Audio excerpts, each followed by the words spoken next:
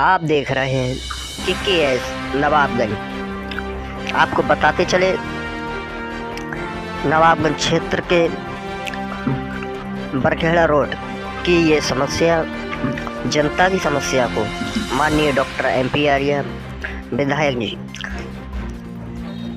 सदन में बात रखने का इन्हें अवसर मिला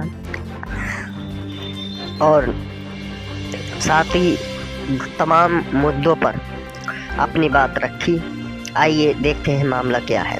आप देख रहे हैं KKS नवाबगंज। यह वीडियो अच्छा लगे शेयर जरूर करें, चैनल को सब्सक्राइब करें आगे की वीडियो देखने के लिए।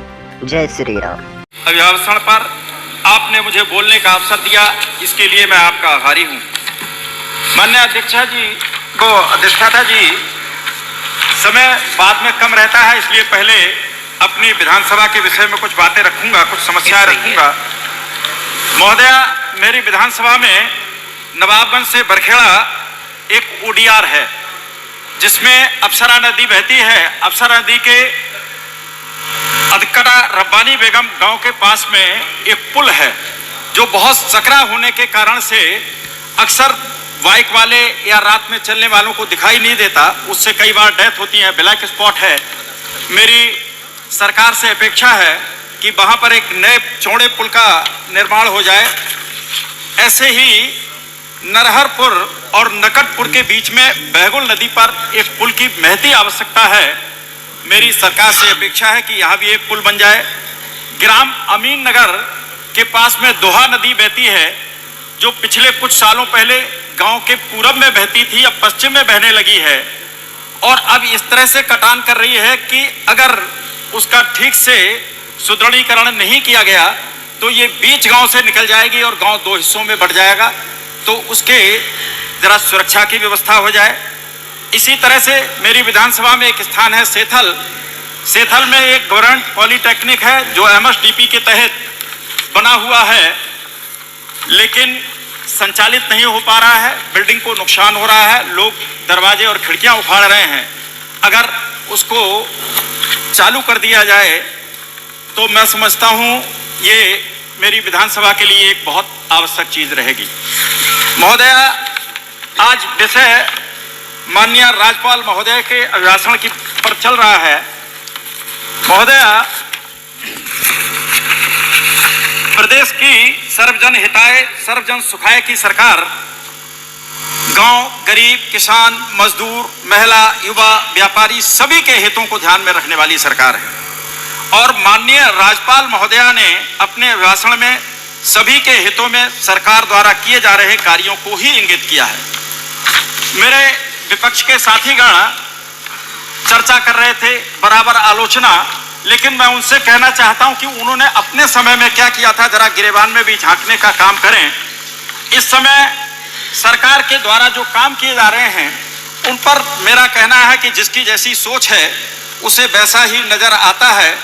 किसी को चांद चमकता तो किसी को उसमें दाग नजर आता है। माननीय अध्यक्षा जी, उत्तर प्रदेश की सरकार शौचालय, प्रधानमंत्री और मुख्यमंत्री आवास योजना, निःशुल्क अन्न योजना, उज्ज्वला गैस योजना, सौभाग्य योजना, आयुष्मान योजना, PM समृद्धि योजना, सामूहिक विवाह योजना, मुख्यमंत्री अभ्युदय योजना, मनरेगा, मुख्यमंत्री ग्रामोद्योग रोजगार योजना और मुख्यमंत्री युवा उद्यमी जैसी योजनाओं से सरकार लगातार गरीब कल्याण में लगी है। किंतु जीरो पॉवर्टी अभियान ने इसमें गरीबी पर एक कील ठोकने का काम किया है। इससे गरीबों को सरकार की तरफ से प्रयास किए जा रहे हैं, इरादा भी है कि 1,25,000 प्रति वर्ष से ज्यादा की उनकी आमदनी की जा सके, लेकिन इससे जो गरीब कल्याण की योजनाएं हैं उनका चयन करने में भी सरकार को आसानी रहेगी।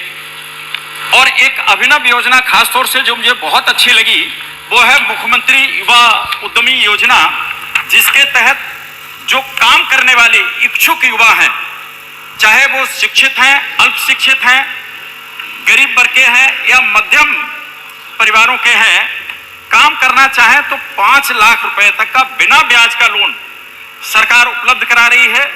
इससे जो युवा उद्यमी हैं, काम करने के इच्छुक हैं, उनको काम करने का मौका मिलेगा। ये एक बहुत ही अभिनव योजना मुझे लगती है जो युवाओं को प्रोत्साहित करेगी, रोजगार में युवाओं को रोजगार देने में बहुत सहायक होगी। अधिष्ठाता महोदया, बात कुंभ की चल रही है।